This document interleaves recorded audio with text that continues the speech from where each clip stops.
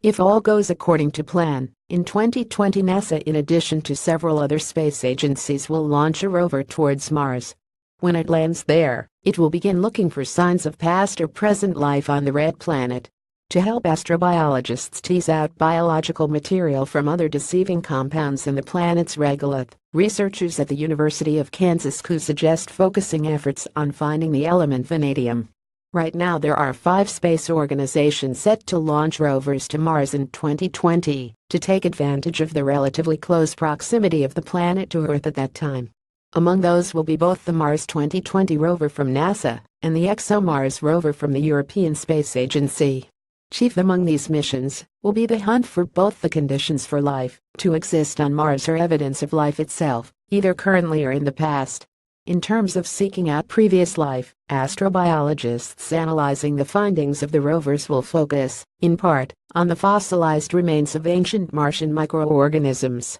They'll do this by looking for carbon in the soil samples through a process known as Raman spectroscopy, which measures the vibrations and therefore composition of molecules by examining the way light, such as that from a laser, scatters when it hits a sample.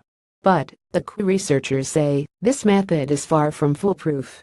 People say, if it looks like life and has the Raman signal of carbon, then we have life, said Craig Marshall, the lead author of a paper on the findings published in the journal Astrobiology and an associate professor of geology at the University of Kansas. But, of course, we know there can be carbonaceous materials made in other processes, like in hydrothermal vents, consistent with looking like microfossils, that also have some carbon signal. People also make wonderful carbon structures artificially that look like microfossils, exactly the same. So, we're at a juncture now where it's really hard to tell if there's life only based on morphology and Raman spectroscopy. So Marshall and his team recommend a different approach using a process called X-ray fluorescence microscopy to seek out the element vanadium in samples. This process relies on reading the results that come back to a monitor after a test sample is bombarded with X-rays, and NASA's rover will have the proper equipment on board to conduct such tests. Using it to look for vanadium, they say, will result in a more accurate idea of whether the sample under question did indeed come from a long-ago microorganism. That's because vanadium is often left behind in substances formed from biological samples. On Earth, for example, it occurs in crude oil and black shale. Vanadium also tends to worm its way into biological samples through its entanglement with chlorophyll. A tangled mess vanadium gets complexed in the chlorophyll molecule, Marshall said. Chlorophylls typically have magnesium at the center. Under burial, vanadium replaces the magnesium.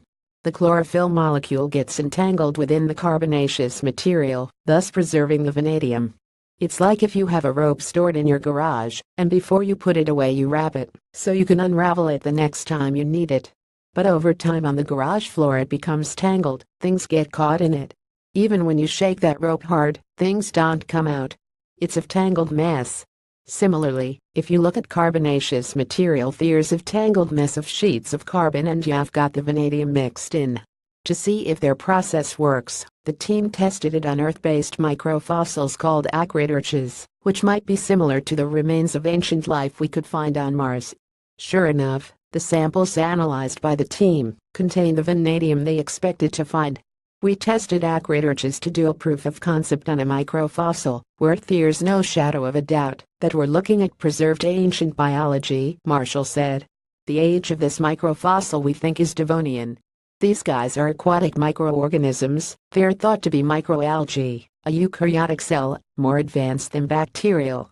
We found a vanadium content you'd expect in cyanobacterial material. NASA is also currently testing equipment for finding life by using Earth-based samples from the Atacama Desert in Chile. Marshall hopes the new vanadium-based technique will help further future efforts. Hopefully someone at NASA reads the paper, said Marshall. Interestingly enough, the scientist who is lead primary investigator for the X-ray spectrometer for the space probe, they call it the PIXL, was his first graduate student from Macquarie University before his coup times. I think he'll email her the paper and say, this might be of interest.